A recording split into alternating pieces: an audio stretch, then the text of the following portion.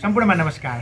तपाईँ यति बेला हेर्दै हुनुहुन्छ साझा टेलिभिजन एचडी र त्यस्तै जिजिटिभी नेपाल मार्फत एकैसाथ श्री स्वस्तानी महिमा व्रतकथा। हामीले यो महिना दिनभरि यहाँहरूलाई यही क्रमले श्री स्वस्तानी महिमा वर्णन सुनायौँ। आज अन्तिम अध्याय रहेको छ, अन्तिम दिन रहेको छ। यहाँहरूको साथ र मायाप्रति हामी एकदमै आभारी छौँ र आजको अन्तिम अध्याय सकिए पश्चात अब फेरि हाम्रो भेट यो श्री स्वस्तानी महिमा व्रत लिएर अर्को साल मात्र भेट हुनेछ। त्यसकारणले सम्पूर्णले यो महिनाभरिमा नै आफूले जुन जुन कामना राखेर यो व्रत कथा सुन्नुभयो सम्पूर्णको मनोकामना मनोवाञ्छित फल शुभ होस्, पूर्ण होस् यो कामना गर्दछौँ र आजको अन्तिम कथा प्रसङ्गलाई सुरु गर्दछौँ पुष्पाञ्जलीबाट।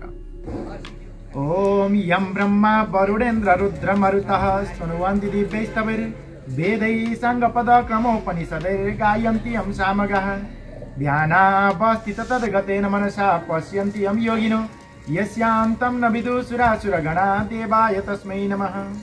श्रीमच्चन्दनचर्चितोज्ज्वलवपो शुक्लाम्बरा मल्लिका मालालङ्कृतकुण्डलापविलसन् मुक्तावली शोभिता सर्वज्ञाननिदानपुस्तकधरा रुद्राक्षमालाधरा वाग्देवी वदनाम्बुजे वसतु मे त्रैलोक्यमाता चिरम् मुखं करोति वाचालं पङ्गुं लङ्घयते गिरिं यत्कृपातमहं वन्दे परमानन्दमाधवम्।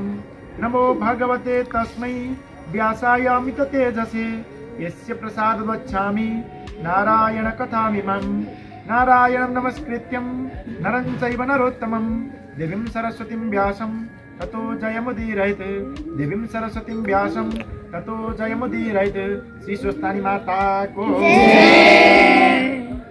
अथ 31 कुमारजी आज्ञा गर्नुहुन्छ। अगस्त्य मुनि ध्यानपूर्वक सुन। चन्द्रावती पुत्र वधुले आफ्नो कष्ट र त्यसबाट उद्धार भएको सारा वृत्तान्त वर्णन गरेको सुनि मनमनै अत्यन्त प्रसन्न भएकी गोमा ब्राह्मणी हे स्वस्तानी परमेश्वरी जगदीश्वरी भनी हृदयले सम्झदै अञ्जली जोरी भन्न लागिन्। हे चन्द्रावती बुहारी तिमी धन्य रहिछौ।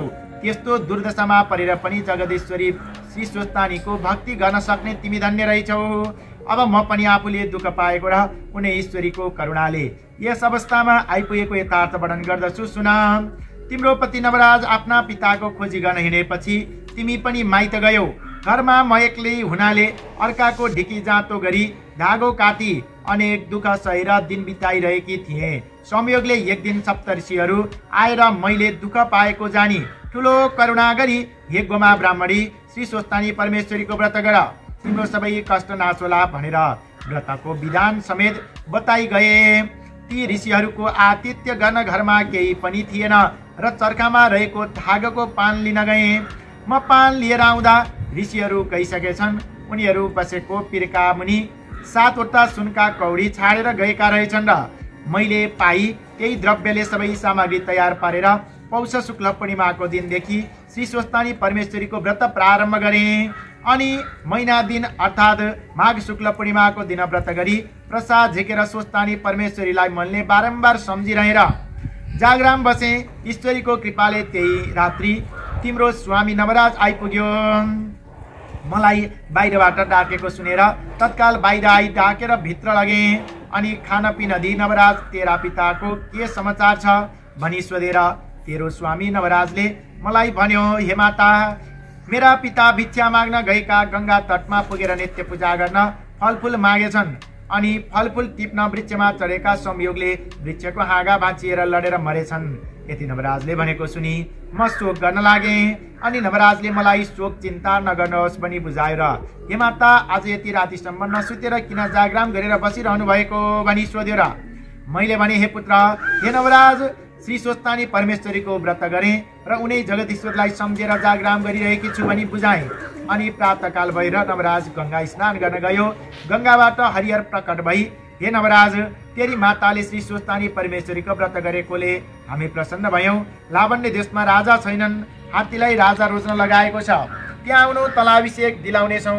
राजा हुनेछस् पनि वरदान दिई अन्तर्ध्यान भएछन् र नवराजले घर आई मलाई सारा वृत्तान्त सुनायो। अनि मैले श्री स्वस्तानी परमेश्वरीको प्रसाद दिई हे पुत्र नवराज हरिहरको वरदानले लावण्य देशको राजा बनेस् पनि आशीर्वाद दिएर यहाँ पठाएर कुनै ईश्वरीको कृपाले यो ऐश्वर्य पाई सुख भयौँ। अब पनि बाँचुन्जेलसम्म सधैँ श्री स्वस्तानी परमेश्वरीको कृपाले यस लोकमा सुख सन्तोष र सम्पत्तिको भोग गरी परलोकमा परम गति कैलाशवास होला। यति उपदेश दिई आफ्नो बितेको यथार्थ वर्णन गरिसकिए। फेरि अरू पनि अर्ती दिन लागिन्।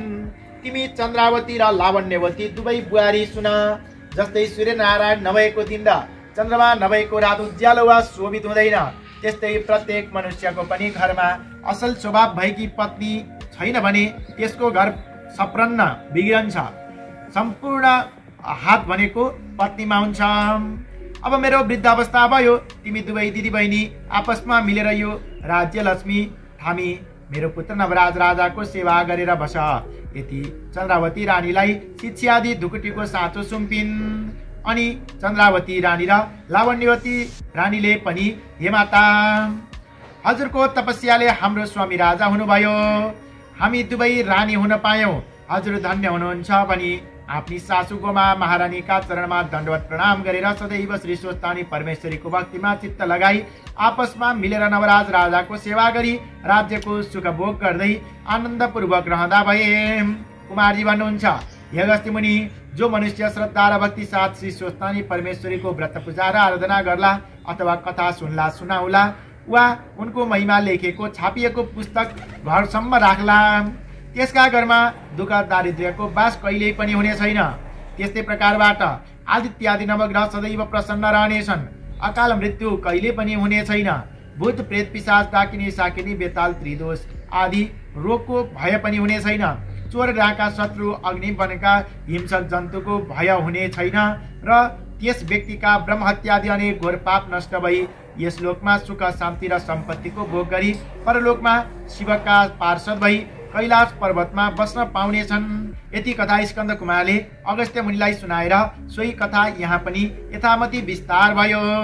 इति श्री स्कन्द पुराणे केदारखण्डे माघमात्म्ये कुमार अगस्त्य संवादे श्री स्वस्तानी परमेश्वर्यां व्रतकथायां गोमा पूर्व वृत्तान्त वर्णनं नाम 31 श्री स्वस्तानी व्रतकथा समाप्तं। शुभम। बोलिए श्री स्वस्तानी महिमा वर्णनको कोटि नमस्कार श्री स्वस्तानी देवीलाई, कोटि नमस्कार श्री स्वस्तानी देवीलाई।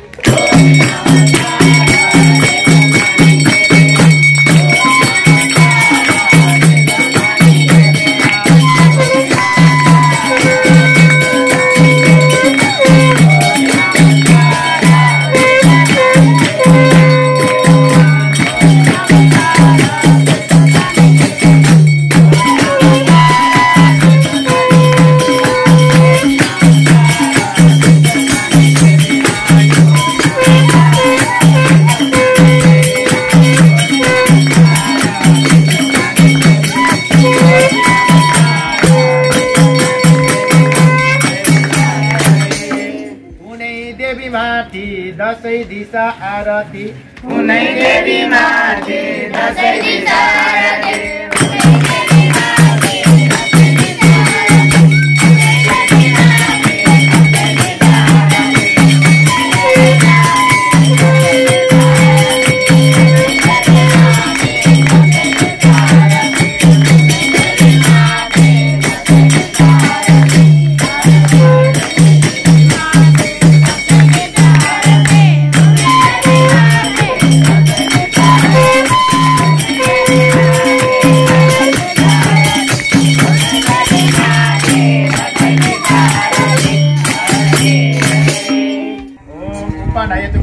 सकल जगन मंगलालय श्रीमान दिनकर किरण निवचित नवननी अदल निवेक्षण कृष्ण काले वर्षतु पर्जन्यः पृथ्वी सस्यालिनी देशोऽयं शुभरहितो ब्राह्मणाः सन्तु निर्भया अपुत्रा पुत्रिणः सन्तु पुत्रिणः सन्तु पौत्रिणः निर्धना सदना सन्तु जीवन्तु शरदां शतम्।